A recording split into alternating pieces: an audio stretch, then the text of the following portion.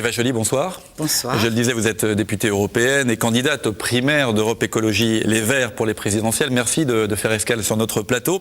Alors vous étiez tôt ce matin sur une passerelle qui surplombe l'autoroute A9 au niveau de Montpellier. Oui. Une autoroute qui fait l'objet d'un projet de doublement. Et Europe Écologie s'est déjà prononcée contre ce projet. Pourquoi être venu réaffirmer cela aujourd'hui à Montpellier?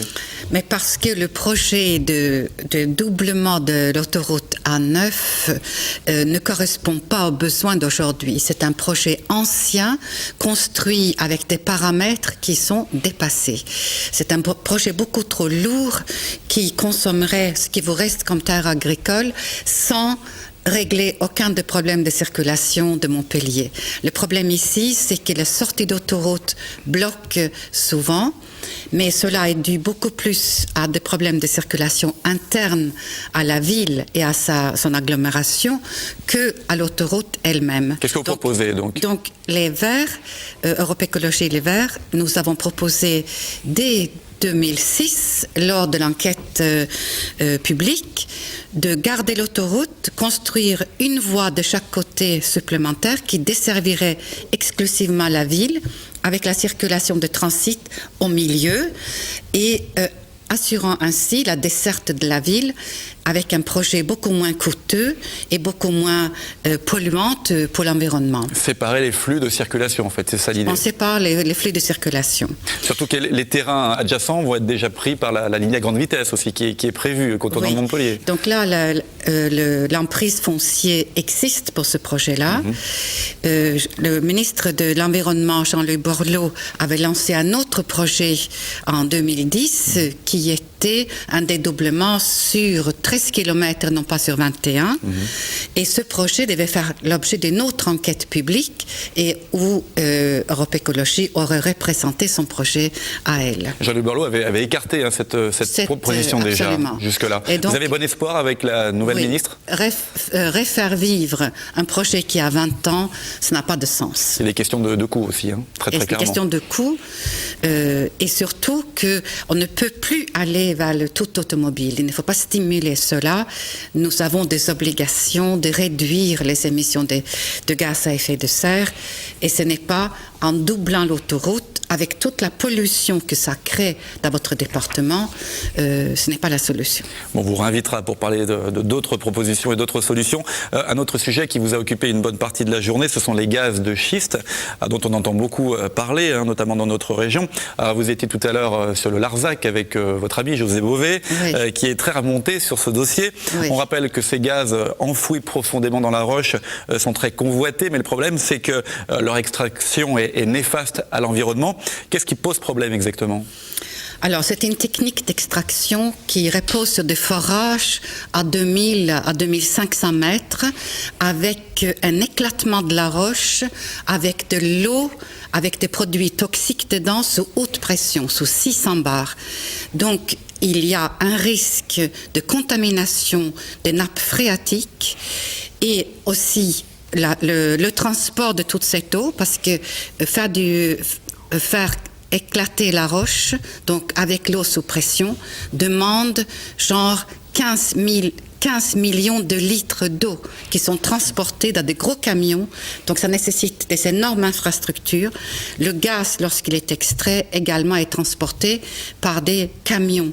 Donc il y a énormément de trafic, énormément de pollution et surtout cela ravage le paysage. C'est-à-dire qu'on détruirait la beauté du plateau de Larzac pour les générations futures. On risque de polluer l'eau, on risque de contaminer la nappe phréatique qui alimente l'agglomération d'environ 400 000 habitants. Donc cela, pour moi, n'est pas concevable. Alors, la ressource rare, en réalité, n'est pas le pétrole, c'est l'eau. Alors, ce qui est étonnant, c'est que c'est une opération qui est bien avancée. On a l'impression qu'on était quasiment à la phase de démarrage des travaux. Comment on peut en être déjà arrivé là, sachant que les élus même de ces zones n'étaient quasiment pas prévenus? Alors, Europe Écologie, nous nous révoltons contre l'absence de transparence et l'absence de démocratie dans l'attribution de ces permis de prospection. Il n'y a pas cela n'a pas été rendu public, il n'y a pas eu de discussion publique, et je crois pouvoir dire qu'aujourd'hui, nous ne voulons pas de ces solutions qui sont aussi d'un autre âge. C'est une fuite en avant, cela ne règle pas le problème d'énergie de la France. La mission d'évaluation des enjeux environnementaux de ces gaz de schiste proposée par Nathalie Kosciusko-Morizet, la ministre de l'écologie, ça va dans le bon sens? C'est suffisant à votre avis? Ça va dans le bon sens. La justice m'oblige à dire que ce n'est pas son projet. Elle en a hérité et elle a fait ce qu'elle a pu sur le champ. Mais cela n'est pas une bonne solution. Les effets sur l'environnement, ils sont connus. Il suffit d'aller voir au Mexique ce que cela a donné ou au Canada. Et les compagnies françaises qui ont le permis sont associées à des compagnies américaines. Donc nous connaissons les effets sur l'environnement. Ce que nous voulons, c'est l'abrogation de ces permis et non pas une commission, parce qu'on peut craindre que la commission est une façon d'enterrer le sujet. José Bové a dit sur le Larzac, c'est clair, les camions ne passeront pas. Je crois que c'est clair. Et moi, je peux vous dire que je l'aiderai à empêcher les camions de passer. Un mot très rapide de politique des cantonales dans l'Hérault. Alors, il y a un accord qui est intervenu entre Europe Écologie Les Verts et le Parti Socialiste au premier tour dans certains cantons et puis au second tour sur tous les cantons, qui sont 24 au total. Au niveau national, ce type d'accord, c'est pour quand, Eva Joly ? Écoutez, il faut les demander à la direction du parti. Ce n'est pas moi qui négocie ces accords. À votre avis, d'élus du parti? Nous souhaitons que l'écologie politique s'ancre dans la vie locale, donc s'ancre dans les conseils généraux pour introduire les réformes écologiques dans la vie courante, dans la crèche, au collège et dans les maisons de retraite. Dernière question. Hier, José Bové, chez nos confrères de Canal+, disait que le meilleur candidat d'Europe Écologie pour 2012, c'était Nicolas Joly, donc un mix entre vous-même et Nicolas Hulot, sachant que vous êtes déjà candidate aux primaires de votre parti. Vous en pensez quoi de cet candidat possible de Nicolas Joly ? Ça correspond à un rêve, ça correspond au fait que nous avons chacun notre parcours, mais une vision de l'urgence écologique en commun, je pense, et que nous avons besoin de toutes les forces.